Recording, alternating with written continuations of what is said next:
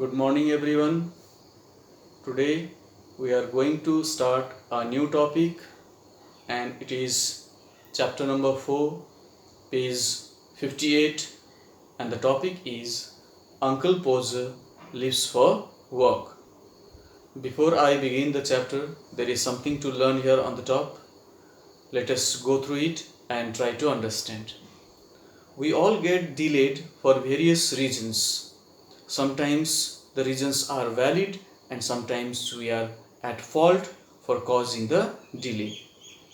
Very often it is noticed that whenever we are about to start our daily walks, usually we get delayed. Sometimes the reasons are known reasons, valid reasons, whereas sometimes it is happened just because of our own faults.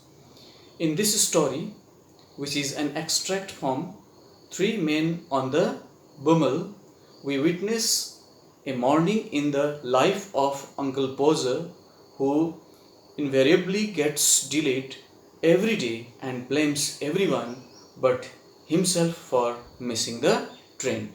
So in this particular story we are going to learn, and first of all, this is the stories extracted from a book named Three Men on the Bummel, in which here we find the character Uncle Podger, who is very often found to be delayed in his walks, and for this delay he starts blaming to everyone except himself.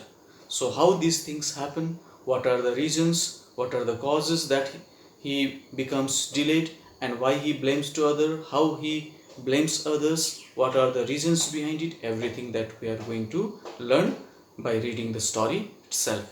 So let's go ahead and start the story. Here I begin. From my Uncle Podger's house to the railway station was an 8 minutes walk. The narrator's Uncle Podger's house and the railway station, it is a distance of 8 minutes walk. What my uncle always said was, allow yourself a quarter of an hour and take it easily. This is what usually Uncle Podger used to say, and his opinion was always give quarter of an hour. Quarter of an hour means 15 minutes, always to give and take it your walk easily, so that you will never be late or you will never be very much delayed for your particular whatever walk that you are going ahead. This is what his opinion was. What he always did was to start 5 minutes before the time and run. But he himself, what he used to do, his opinion was always to give yourself a quarter of an hour and then take it the things easily. But he himself used to start 5 minutes before and time and run. Usually he himself used to just before 5 minutes he used to start and then he used to rush. This is what usually it used to be found with Uncle Podger. I do not know why, but this was the custom of the suburb. The narrator did not know what was the reason behind, but what the narrator had found was it was not only the custom of Uncle Podger, this was the custom and the habit of almost the entire people, those who were living in that surrounding suburb. Suburb here means an area outside a city where people live. The reason where these peoples live, they used to live, they almost have the similar type of habit. Many stout city gentlemen lived at Ealing. Ealing, a major suburban district of western London in England. People, those who used to be found to be living around these cities, many stout city gentlemen lived at Ealing in those days. I believe some live there still and caught early trains to town. Usually it was found that all the people, they used to get out early in the morning to catch their trains, early trains to go to the town. They all started late, but it was found usually they were found that they had already started late and used to be found to be rushing towards to the station. Why? Because they started their walk late. This is what it was found. They all started late. They all carried a black bag and a newspaper in one hand and an umbrella in the other. This was the usual sight, what one could notice from a distance those gentlemen, those were going towards to the city for their daily walks, their daily routine, their daily duties, they used to go ahead, and what it used to be found, they were almost found to be rushing towards to the station, holding black bags and newspapers in the one hand and an umbrella to the other hand, and was running and rushing towards to the station. And for the last quarter of a mile to go to the station, wet or fine, they all ran. Whether it was the wet day or a fine day, they used to be found to be running and rushing towards to the station. This was the usual morning sight that what anyone could notice happening in those days, in those times, on the streets. Right? This is what we come to learn. Fox, with nothing else to do, would gather on the common of a fine morning to watch them pass. And the people, those who were not having any walks to do, people those who were walkless, they were found to be gathering around those common open fields. They used to gather and they used to talk with one another. They used to comment with one another regarding these people, those were found to be running and rushing towards the station, and used to have a fun of them. This is what the usual sight that one could notice, and cheer the most deserving one. And what they used to do, they used to be found to be cheering to them, those were very busy and walking as fast as possible and running as fast as possible to reach the station.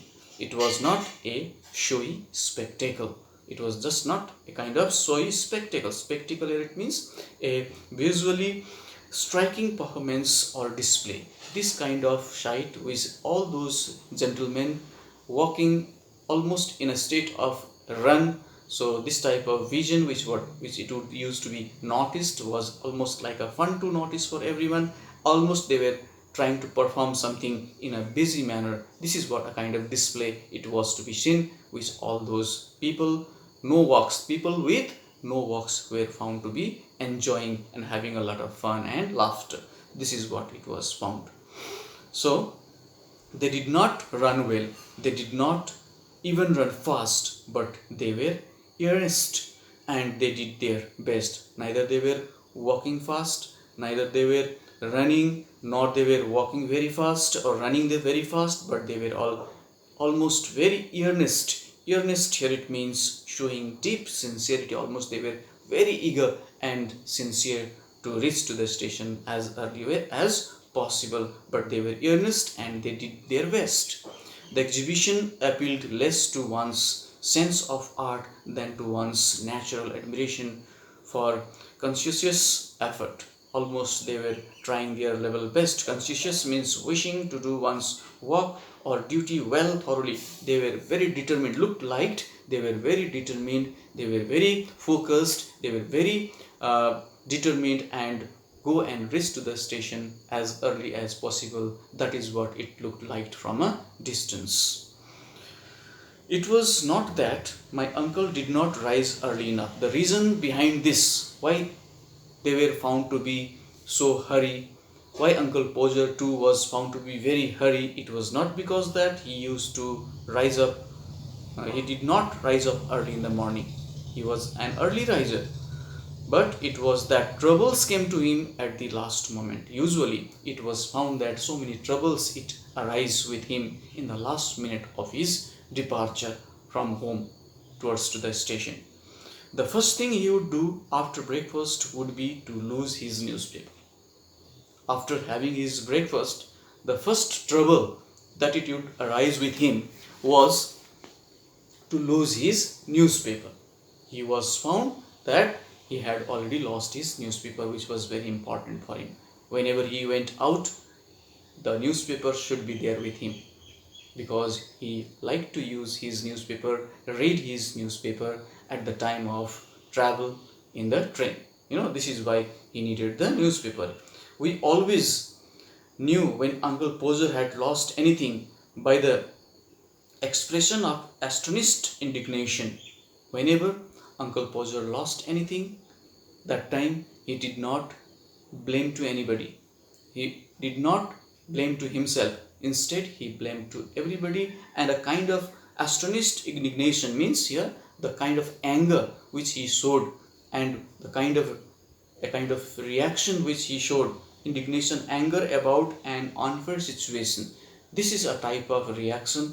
This is a kind of his kind of bodily language that he used to produce, which it made to anyone get clear that Uncle Podger was really very angry at that moment because of such type of any incident like losing of newspaper or something that he is not finding for himself, which is needed very urgently. No, this made a kind of situation which looked as if Uncle Podger was really very angry. This is what it could be seen and noticed, which on such occasions he would regard the whole world in general. In this regard, to whom that he was found to be blaming, he was found to be blaming to the entire world in general. Entire world, it means the family members, to the other people, those who were living in that family. Because of you, I have not been able to find my newspaper or something else like that. So this is what his usual habit, that he himself used to lose the things and then start blaming to others. It never occurred to my Uncle Podger to say to himself. He never blamed to himself for any such type of unusual happenings which used to be happen with him before he started his walk.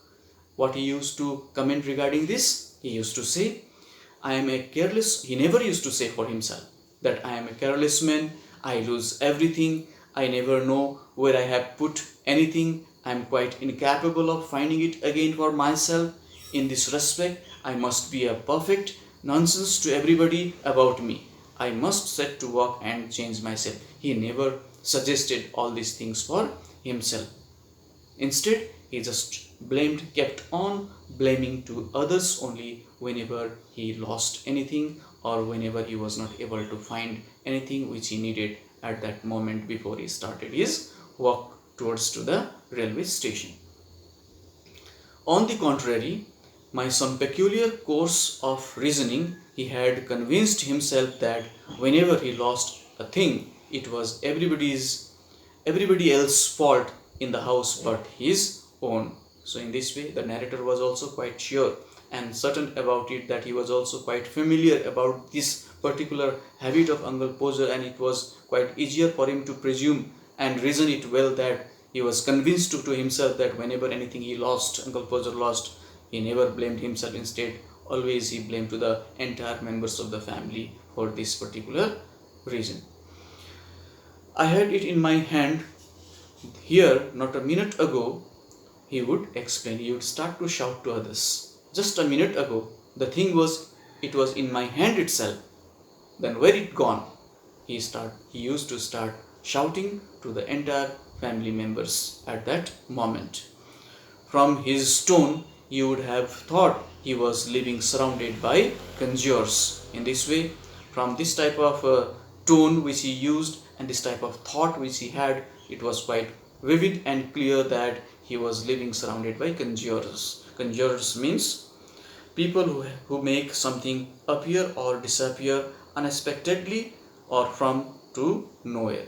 Means people, those who have misplaced it or found and made it to disappear from that particular place where he had placed. This type of feelings, this type of a kind of nature that Uncle Podger possessed for himself, who spirited away things from him merely to irritate him. And what he thought, knowingly that they have done this for him in order to irritate him, knowingly they might have misplaced it, knowingly the members might have placed it to somewhere else. Why? Because they want to irritate to him. This is what he thought. It was his personal opinion, and he did not blame this for himself, that because of his own mistake, his forgetful nature, that he had not been able to find it out or locate it out at the moment. Instead, he blamed everything for others only and thought that they have done so just to irritate him. This was his personal opinion. Could you have left it in the garden, my aunt would suggest. At that time, when every day similar type of incident it used to happen with Uncle Podger, sometimes Aunt Podger used to tell to him, you might have left it in the garden. This is what Aunt Podger used to tell. And what would be the response of Uncle Podger? What should I want to leave it in the garden? For I don't want a paper in the garden. I want the paper in the train with me. What do you think? I am a fool. I leave the newspaper in the garden. Why I need a newspaper in the garden? I don't need it there. I need a newspaper in the train to read it. So don't tell that I have left it in the garden. This is how he used to argue with, even with Aunt Podger too. This is what we come to learn here, children, in this page 59, in with these few paragraphs which we are going at the moment. So we are going to stop it here for today. Next day again we will be continuing the remaining part of the chapter. The chapter is very interesting and a good story it is there, and good moral too it is there. So please keep on listening and follow it very sincerely, and pay attention, keep doing your works, and after this I will be sending you the question answers and notes and everything, whatever I have solved for you in the form of written answer sheets. I will be sending it to you, so you please note it down in your notebooks and keep it well. Later on the copies will be checked. This much for today. Thank you so much.